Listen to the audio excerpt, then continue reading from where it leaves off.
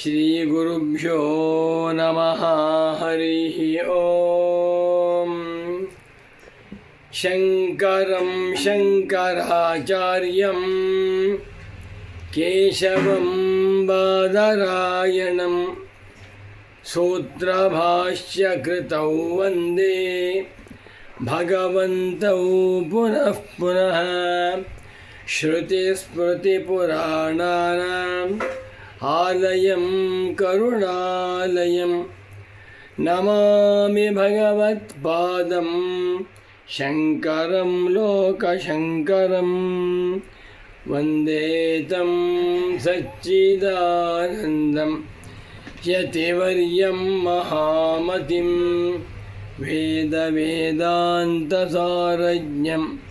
ಸದ್ಗುರುಂ ಪ್ರಣತೋಸ್ಮ್ಯಹಂ ಶ್ರೀಗುರುಂ ಪ್ರಣತೋಸ್ಮ್ಯಹಂ. ಸದಾಹಂ ಸಂಪ್ರದಾಯಜ್ಞಂ ಸಂಯಮೀಂದ್ರಂ ಸದಾಶ್ರಯಂ ಸದ್ಗುರುಂ ಸಚ್ಚಿದಾನಂದಂ ಸದಾಚಾರಂ ಸಮಾಶ್ರಯೇ. ಶ್ರೀಮಚ್ಛಂಕರ ಭಗವತ್ ಪೂಜ್ಯಪಾದ ಮಹಾಸದ್ಗುರುಭ್ಯೋ ನಮಃ. ಶ್ರೀ ಶ್ರೀ ಸಚ್ಚಿದಾನಂದೇಂದ್ರ ಸರಸ್ವತೀ ಸದ್ಗುರುಪಾದುಕಾಭ್ಯಾಂ ನಮಃ. ನಮೋ ನಮಃ ಶಂಕರ ಪಾದುಕಾಭ್ಯಾಂ. ಶಂಕರ ಭಾನು ಚಾನಲ್ ವೀಕ್ಷಕರು, ಶಂಕರರ ಪರಮ ಭಕ್ತರೂ ಆಗಿರುವ ತಮ್ಮೆಲ್ಲರಿಗೂ ಇಂದಿನ ಕಾರ್ಯಕ್ರಮಕ್ಕೆ ಹೃತ್ಪೂರ್ವಕವಾದ ಪ್ರೇಮಪೂರ್ವಕವಾದ ಸ್ವಾಗತಗಳನ್ನು ಕೋರುತ್ತಾ ಇದೀಗ ಕಾರ್ಯಕ್ರಮವನ್ನು ಪ್ರಾರಂಭ ಮಾಡೋಣ. ನಮ್ಮ ಭಾರತೀಯ ಸಂಸ್ಕೃತಿಯಲ್ಲಿ ಅನೇಕ ಭಗವಂತನ ಅವತಾರಗಳು, ಅನೇಕ ಜನ ಮಹಾತ್ಮರು, ಸನ್ಯಾಸಿಗಳು ಎಲ್ಲರೂ ಪೂಜ್ಯರಾಗಿದ್ದಾರೆ. ವಿಶೇಷವಾಗಿ ಮಹಾವಿಷ್ಣುವಿಗೆ ದಶಾವತಾರಿ ಅಂತ ಹೇಳ್ತೇವೆ. ಮಹಾವಿಷ್ಣು 10 ಅವತಾರಗಳನ್ನು ಮಾಡಿ ಧರ್ಮವನ್ನು ಉದ್ಧಾರ ಮಾಡಿದ್ದಾನೆ, ಅಧರ್ಮವನ್ನು ನಾಶ ಮಾಡಿದ್ದಾನೆ ಅಂತ ಹೇಳ್ತೇವೆ. 10 ಅವತಾರಗಳು ಯಾವುದು? ಮತ್ಸ್ಯ ಕೂರ್ಮೋ ವರಾಹಶ್ಚ ನಾರಸಿಂಹಶ್ಚ ವಾಮನಃ ರಾಮೋ ರಾಮಶ್ಚ ಕೃಷ್ಣಶ್ಚ ಬೌದ್ಧಶ್ರೀ ಕಲ್ಕಿರೇವಚ ಅಂತ ಹೇಳ್ತೇವೆ. ಒಟ್ಟು 10 ಅವತಾರಗಳು. ಮತ್ಸ್ಯ, ಕೂರ್ಮ, ವರಾಹ, ನಾರಸಿಂಹ, ಶ್ರೀರಾಮಚಂದ್ರ, ಪರಶುರಾಮ ಇತ್ಯಾದಿ 10 ಅವತಾರಗಳು. 10 ಅವತಾರಗಳು ಕೂಡ ಭಗವಂತನ ಮಹಾತ್ಮ್ಯವನ್ನು, ಮಹಿಮೆಯನ್ನು ಉಪದೇಶ ಮಾಡುವಂಥವುಗಳು. ಇದರಲ್ಲಿ ಶ್ರೀರಾಮಾವತಾರ ಎನ್ನುವಂಥದ್ದು ಅತ್ಯಂತ ಪ್ರಸಿದ್ಧವಾಗಿದೆ. ಪೂರ್ಣಾವತಾರ ರಾಮಾಯಣ ಗ್ರಂಥದಲ್ಲಿ ಇಡೀ ಶ್ರೀರಾಮಚಂದ್ರನ ಸಂಪೂರ್ಣ ಚರಿತ್ರೆಯನ್ನು ಹೇಳ್ತಾರೆ. ರಾಮ 2 ಅಕ್ಷರ, 2 ರಾಮ ಕೃಷ್ಣ ಗೋವಿಂದ ಜನಾರ್ದನ ಅಂಥೇಳಿ ಸಹಸ್ರನಾಮಗಳು ಪರಮಾತ್ಮನಿಗೆ. ಈ ಸಹಸ್ರನಾಮಗಳ ಪೈಕಿ ಒಂದು ಅತ್ಯಂತ ಪ್ರಸಿದ್ಧವಾದ, ಪ್ರಶಸ್ತವಾದ, ಅತ್ಯಂತ ಮಂಗಳಕರವಾಗಿರುವಂಥ ಒಂದು ನಾಮ ರಾಮ. ರಾಮ ಅಂತ ಹೇಳ್ತೇವೆ.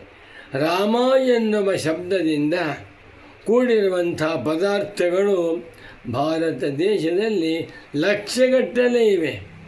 ಇಲ್ಲಿ ಈ ರಾಮ ಶಬ್ದದ ಮಹಿಮೆ ಏನು, ರಾಮ ಶಬ್ದದ ಮಹತ್ವವೇನು ಎನ್ನುವುದನ್ನು ನನ್ನ ಪರಮ ಪೂಜ್ಯ ಸದ್ಗುರು ಪುಂಗವರಾದ ಶ್ರೀ ಶ್ರೀ ಶ್ರೀ ಸಚ್ಚಿದಾನಂದೇಂದ್ರ ಸರಸ್ವತಿ ಸ್ವಾಮೀಜಿಯವರು ಒಂದು ಸುಭಾಷಿತ ಶ್ಲೋಕದಿಂದ ನನಗೆ ತಿಳಿಸಿಕೊಟ್ಟಿದ್ದಾರೆ. ಪೂಜ್ಯ ಸದ್ಗುರುಗಳು ಶ್ರೀರಾಮನ ಪರಮ ಭಕ್ತರು. ರಾಮನ ಭಜನೆ ಮಾಡಿಸುವುದು, ರಾಮನ ಸ್ತೋತ್ರ, ರಾಮನ ಪಾರಾಯಣ, ರಾಮನ ಸೇವೆಯನ್ನು ನನಗೆ ಮಾಡಿಸಿದ್ದಾರೆ. ರಾಮ ಅಂದ್ರೇನು? ಅಲ್ಲಿ 2 ಅಕ್ಷರ, ಒಂದು ರಾ ಒಂದು ಮ. ಆ 2 ಅಕ್ಷರಗಳ ಮಹಿಮೆಯನ್ನು ಒಂದು ಸುಭಾಷಿತ ಶ್ಲೋಕದಲ್ಲಿ ತಿಳಿಸಿದ್ದಾರೆ. ಪ್ರಸಿದ್ಧವಾದ ಒಂದು ಸುಭಾಷಿತ. ರಾ ಶಬ್ದೋಚ್ಚಾರ ಮಾತ್ರೇಣ ಮುಖಾನ್ಯರ್ಯಾಂತಿ ಪಾತಕಾಃ ಪುನಃ ಪ್ರವೇಶ ಭೀತ್ಯಾ ಚ ಯಕಾರಸ್ತು ಕವಾಟವತ್. ಒಂದು ಸುಭಾಷಿತ. ರಾ ಎನ್ನುವ ಶಬ್ದವನ್ನು ನಾವುಗಳು ಬಾಯಿನಿಂದ ಉಚ್ಚಾರಣೆ ಮಾಡಿದಾಗ ರಾ ಮ. ರಾ ಎನ್ನುವಾಗ ನಮ್ಮ ಮನಸ್ಸಿನ ಒಳಗಿರುವ, ಹೃದಯದ ಒಳಗಿರುವ, ನಾಲಿಗೆಯ ಒಳಗಿರುವಂಥ ಎಲ್ಲ ಪಾಪಗಳು ಹೊರಕ್ಕೆ ಹೋಗುತ್ತೆ. ರಾ ಅಂದ ಕೂಡಲೇ ಪಾಪ ಪರಿಹಾರ. ರಾ ಶಬ್ದೋಚ್ಚಾರ ಮಾತ್ರೇಣ. ರಾ ಎನ್ನುವಂಥ ಶಬ್ದವನ್ನು ಉಚ್ಚಾರಣೆ ಮಾಡಿದ ಮಾತ್ರದಿಂದ ಮುಖಾತ್ ನಿರ್ಯಾಂತಿ ಪಾತಕಾಃ. ಪಾತಕ ಅಂದರೆ ಪಾಪಕರ್ಮ. ಪ್ರತಿಯೊಬ್ಬ ಮನುಷ್ಯನು 100 ರೀತಿಯ ಪಾಪಗಳು ಮಾಡ್ತಾನೆ ಇರ್ತಾನೆ. ಪಾಪಗಳು ಹೊಟ್ಟೆ ಒಳಗೆ ಸೇರ್ಕೊಂಡ್ಬಿಟ್ಟಿವೆ, ಮನಸ್ಸಿನ ಅಡಕವಾಗಿವೆ. ಮನಸ್ಸಿನಲ್ಲಿರುವ ಪಾಪಗಳನ್ನು ಹೊರಗೆ ಹಾಕಬೇಕಾದರೆ ರಾ ಎಂದ ಕೂಡಲೇ ಮುಖದಿಂದ ಬಾಯಿನಿಂದ ಎಲ್ಲ ಪಾಪಗಳು ಕೂಡ ಹೊರಗೆ ಬಂದುಬಿಟ್ವು. ಸರಿ. ಮಾ ಅಂದ್ರೇನು? ಪುನಃ ಪ್ರವೇಶ ಭೀತ್ಯಾಚ. ಪುನಃ ಪ್ರವೇಶ ಭೀತ್ಯಾಚ ಮಕಾರಸ್ತು ಕವಾಟವತೆ. ಮ ಅಂದ ಕೂಡಲೇ ತೊಟಿ ಮುಚ್ಚುತ್ತೆ ನೋಡಿ. ರಾ ಬಾಯಿ ಬಿಡ್ತು. ಮ ರಾಮ. ರಾಮ ರಾಮ ಅನ್ನುವಾಗ ಮಕಾರವು ತುಟಿಯನ್ನು ಮುಚ್ಚುತ್ತದೆ. ತುಟಿಯನ್ನು ಬಿಟ್ಟು ಹೇಳುವಾಗ ರಾಕಾರ. ಎಲ್ಲ ಪಾಪಗಳು ಹೊರಗಡೆ ಬಂದುಬಿಟ್ವು.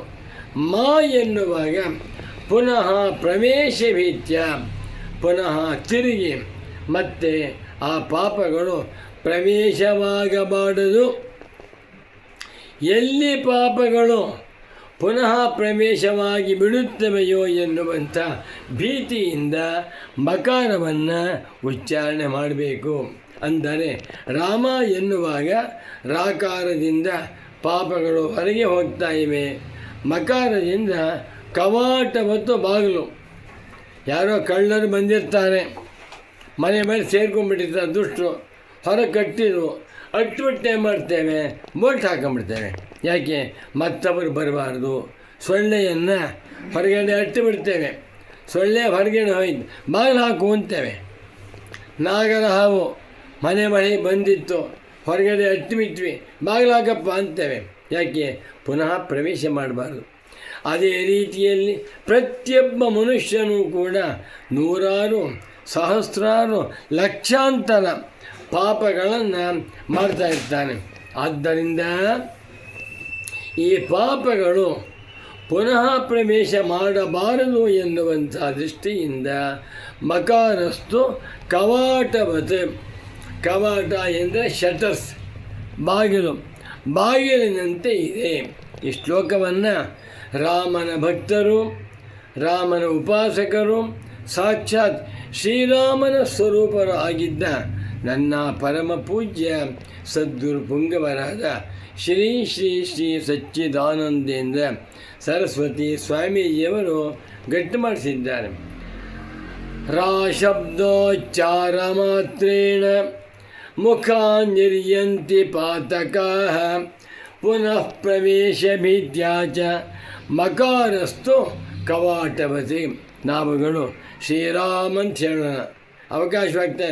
ರಾಮ್ ರಾಮ್ ರಾಮ ರಾಮ ರಾಮ ಅಂಥೇಳಿ ರಾಮನ ಸ್ಮರಣೆ ಮಾಡುವುದರಿಂದ ಪಾಪರಹಿತರಾಗಿ, ಚಿತ್ತಶುದ್ಧಿಯುಳ್ಳವರಾಗಿ, ಸದ್ಗುರು ಭಕ್ತರಾಗಿ, ವೇದಾಂತಾಸಕ್ತರಾಗಿ, ವೇದಾಂತ ಸಂದೇಶಗಳನ್ನು ಚೆನ್ನಾಗಿ ತಿಳಿದುಕೊಂಡು ಅರ್ಥ ಮಾಡಿಕೊಂಡು ಬ್ರಹ್ಮಜ್ಞಾನವನ್ನು ಹೊಂದುವುದಕ್ಕೆ ಇದೊಂದು ಶ್ರೇಷ್ಠವಾಗಿರುವಂಥ ಸಾಧನ. ಯಾವುದು? ರಾಮ 2ನೇ ಅಕ್ಷರ. ರಾಮ ಎನ್ನುವಂಥ ಅಕ್ಷರವನ್ನು ಇಟ್ಟುಕೊಂಡಿರುವಂಥ ಭಾರತೀಯರು ನನ್ನ ಅಂದಾಜ 1 ಕೋಟಿ ಇರಬಹುದು. ರಾಮನ ಭಕ್ತರಾಗಿ ರಾಮನ ಹೆಸರನ್ನು ಇಟ್ಕೊಂಡಿರುವಂಥವರು. ಅಂಥವರೆಲ್ಲರೂ ಕೂಡ ಈ ವಿಚಾರವನ್ನು ತಿಳಿದುಕೊಂಡು ಮತ್ತೆ ಮತ್ತೆ ರಾಮ ರಾಮ ರಾಮ ಎನ್ನುವ ರಾಮನ ನಾಮಸ್ಮರಣೆಯನ್ನು ಮಾಡುತ್ತಾ ನಾವೆಲ್ಲರೂ ಧನ್ಯರಾಗೋಣ ಎಂದು ತಿಳಿಸುತ್ತಾ ಈ ಸಣ್ಣ ಕಾರ್ಯಕ್ರಮವನ್ನು ಇಲ್ಲಿಗೆ ಸಂಪನ್ನಗೊಳಿಸುತ್ತಿದ್ದೇನೆ. ನಮೋ ನಮಃ ಸದ್ಗುರು ಪಾದುಕಾಭ್ಯಾಂ. ಶ್ರೀರಾಮ ಜಯ ರಾಮ ಜಯ ಜಯ ರಾಮ. ಶ್ರೀರಾಮ್ ಜಯ ರಾಮ್ ಜಯ ಜಯ ರಾಮ್. ಓಂ ಶಾಂತಿ ಶಾಂತಿ ಶಾಂತಿ.